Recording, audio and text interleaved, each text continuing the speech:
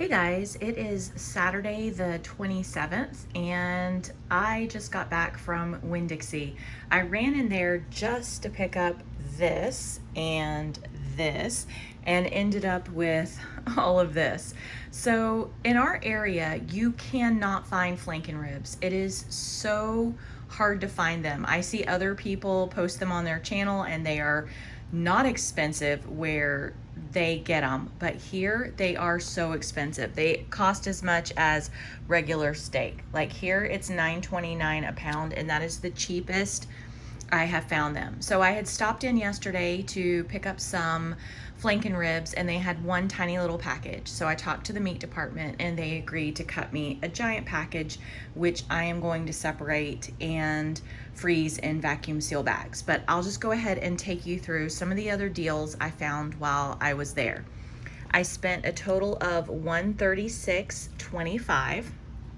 And to start with, they had chicken thighs on sale. You could only get 2 packages. The limit was 2, and they were 99 cents a pound. You never see that around here.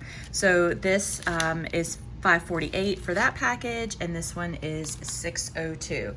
Then we go to the flanken ribs. This was $59.73.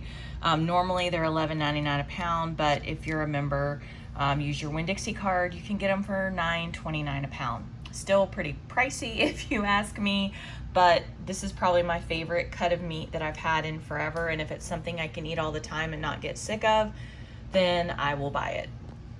Next, I picked up a boneless shoulder roast for $5.35. It was $4.50 a pound.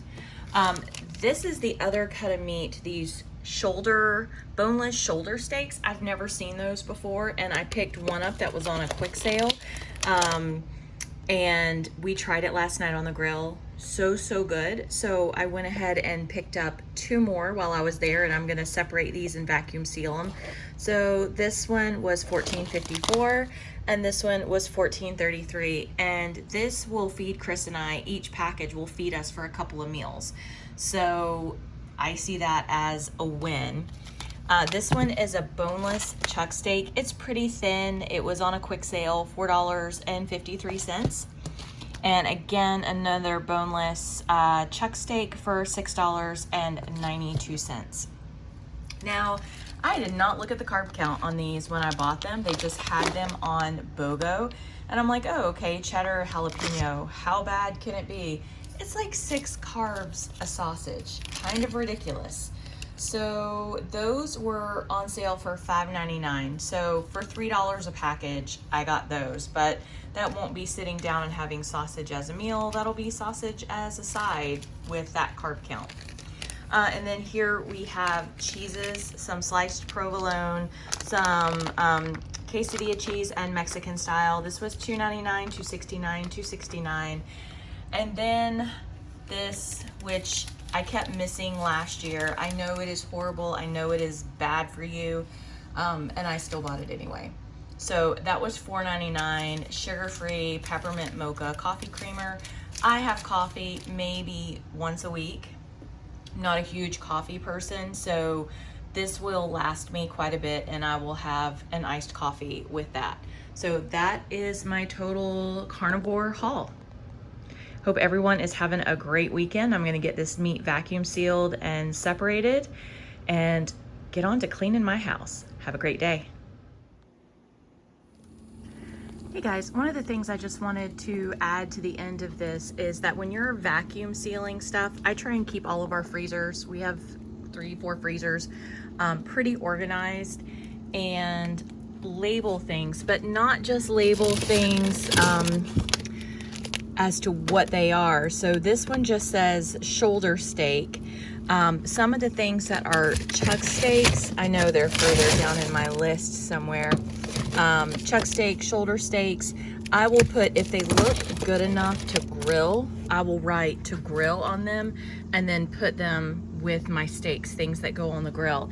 If things do not look good enough to grill, I'll say boneless chuck steak crock pot. So I know that's something that's going to be a low and slow thing and not something that can go on the grill. I know everyone is trying to be super economical, and if you can find a chuck steak that looks good enough to eat like a regular steak, you're going to do that.